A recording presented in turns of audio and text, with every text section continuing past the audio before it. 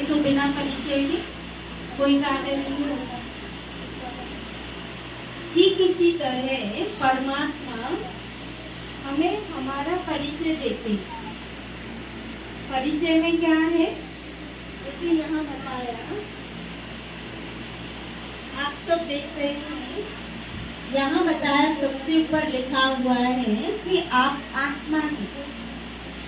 यानी शरीर का परिचय हम सब जानते हैं और शरीर के नाम हम सबके अलग अलग, लेकिन जो इस शरीर को चलाने वाली जो शक्ति है वो कौन है? आत्मा है। हमारे शरीर में से जैसे ही आत्मा निकल जाएगी तो हम एक खट्टी मांसी कुत्ते के समान बन जाते। ठीक इसी तरह हमारे शरीर के आधन काम करते हैं ना, अंग, आंखें देखती हैं, कानों से सुनते हैं, मुख से बोलते हैं। ठीक इसी तरह हमारी आत्मा के भी 3 अंग हैं, मन, बुद्धि और संस्कार। आत्मा की इन तीनों को शक्ति भी कह सकते हैं, मन, बुद्धि और संस्कार। तो सबसे पहले क्या है? मन। मन क्या करता है? हमारा विचार करेगा, अच्छा और बुरा। जैसा भी विचार हमारा मन देता है, अच्छे बुरे, बुद्धि उस पर निर्णय लेकर हमसे कर्म कराती है। और जैसे कर्म हम रोज करेंगे, रेगुलर करेंगे, वैसे ही हमारे संस्कारों का निर्माण होता है। जैसे संस्कारों का निर्माण हुआ, उन्हीं के आधार से फिर हमारा भविष्य जन्म निर्धारित होता है।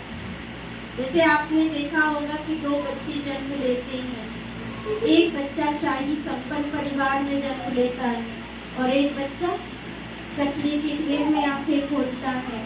तो दोनों ने जन्म लेते ही तो कुछ नहीं किया। पूर्व जन्म में जैसे उसने रोजाना में अपने कर्म अर्जित किए, कर्मों की पूंजी, उसके आधार से उसका घर परिवार, संबंध, संपन्नता, परिवार की शौहरत, ये सारी चीजें उसे प्राप्त होती। तो मन, बुद्धि, संस्कार, इन तीनों के स्तर से हमारा जन्म हम खुद स्वयं सुखी और दुखी जीवन तैयार करते। फिर आगे बताया, इतने बड़े शरीर में वो हमारी चेतना कहाँ रहती है? आप सभी बिंदी कहाँ लगाती हैं? माताएं कहाँ लगाती हैं? बिंदी मस्तक पर लगाती हैं। अगर ये पूछा जाए कि बिंदी यही क्यों लगाती है, यहाँ क्यों नहीं लगाती, यहाँ क्यों नहीं लगाते, यहाँ क्यों नहीं लगाते, है ना?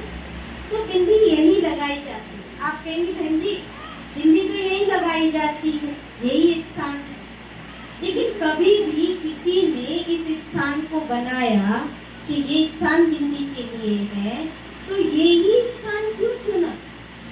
उसका अर्थ है क्योंकि यहाँ हमारी आत्मा विराजमान है और आत्मा की 5 विशेषताएं हैं: अजर, अमर, अविनाशी, सत्य और चेतन।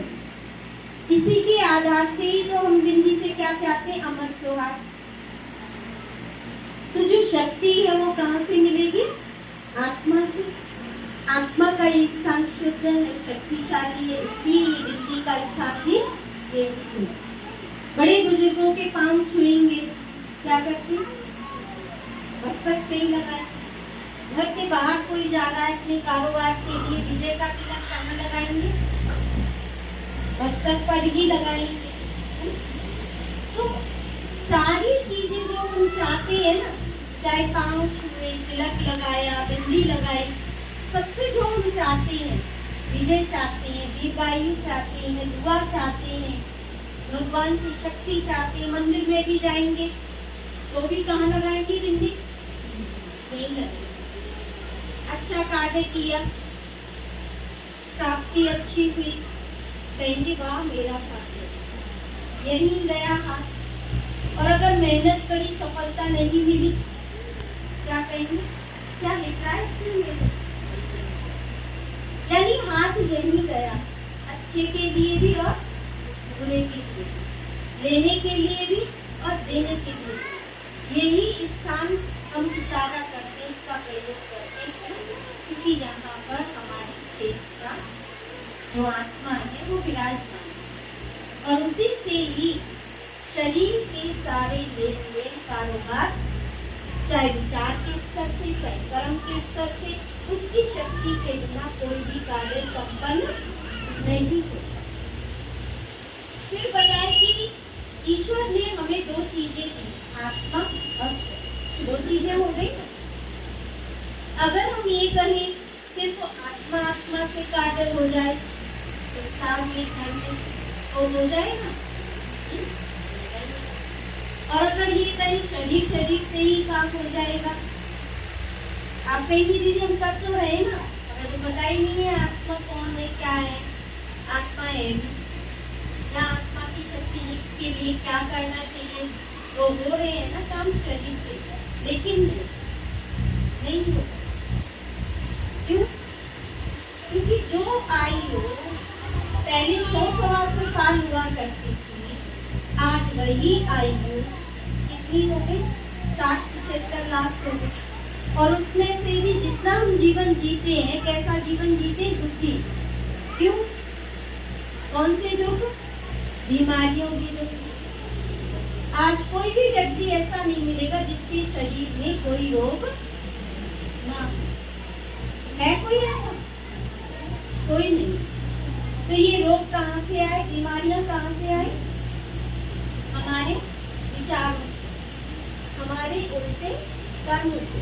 पहले तो विचार उल्टे आए, फिर कर्म गलत की, तो अनेक बीमारियों के रूप में हमारे शरीर में तैयार हो। तो भगवान ने हमें दो चीजें दी, आत्मा और शरीर। दो चीजें, आत्मा और शरीर। अगर आत्मा निकल जाए तो भी हम कोई कार्य नहीं कर सकते, और अगर शरीर की शक्ति खत्म हो जाए तो भी कोई कार्य नहीं कर सकते। तो दोनों की शक्ति का होना आवश्यक। अब शरीर को शक्ति कैसे मिले, ये तो हम सब जानते हैं। क्या है शरीर को शक्ति कैसे मिलेगी? शरीर को शक्ति भोजन से मिलती है। खाना खाते हैं, एक दिन भी अगर खाना ना मिले क्या कह नहीं सकते कि अरे आज मैंने खाना ना खाया, है ना। तो शरीर की शक्ति भोजन से हम लेते हैं, दाल रोटी की दूध। लेकिन आत्मा की शक्ति, आत्मा का भोजन, आत्मा का भोजन है अच्छे कर्म, अच्छे विचार, और वो हम सब कर पाते हैं जो हमें परमात्मा की याद रहती है। इसलिए कहते हैं आध्यात्मिक ज्ञान, भगवान की याद ही हमारे आत्मा का भोजन। आपने देखा होगा कोई हम अच्छा काम करते हैं तो उसकी शक्ति, खुशी, उमंग, उत्साह नेचुरल हमें मिलती है। और अगर हमसे कोई गलत काम होता है, गलत कार्य होता है, तो उदासी, मायूसी, शक्तिहीन ऐसे ही पड़े रहेंगे। भले किसी को नहीं पता हमने गलत काम किया है, लेकिन क्या कहते, अपने अंतरात्मा को तो पता है, किसी को पता हो या ना हो। ठीक इसी तरह हम और आप कोई भी अच्छा काम करें, कोई हमें एप्रिशिएट करे या ना करे, लेकिन अच्छे काम की शक्ति ऑटोमेटिक हमें मिलती है। वही हमारी आत्मा की विल पावर कहलाती है, वही हमारी आत्मा की शक्ति कहलाती है। जितने व्यक्ति के अच्छे अच्छे कर्म होते हैं उतनी ही उसकी आत्मिक शक्ति बढ़ती है। जैसे इसमें होता है कि गाड़ी है, गाड़ी नई है, डीजल पेट्रोल फुल है, लेकिन अगर इसका ड्राइवर अनुभवी ना हो, शक्तिशाली ना हो, तो नई गाड़ी भी 4 दिन में खटारा हो जाएगा, है ना। और अगर ड्राइवर अनुभवी शक्तिशाली है तो पुरानी गाड़ी को भी मंजिल पर पहुंचा देगा। ठीक इसी तरह हमारी आत्मा के अंदर जब हमारी आत्मिक शक्ति बढ़ेगी, श्रेष्ठ अच्छे कर्म से, भगवान की याद से, तो ऑटोमेटिक क्या होगा, हमारा दिमाग, शरीर भी ठीक हो जाए। हमारा जो अंदर बीमारियां हो गई है वह भी एक दिन सही हो जाएगी।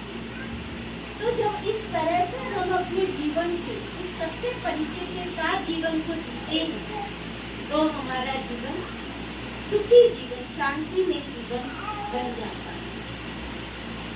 जैसे इसमें बताया कि कोई भी कार्य हम करते हैं, जैसे इंसान संसार में रहता है तो वो देही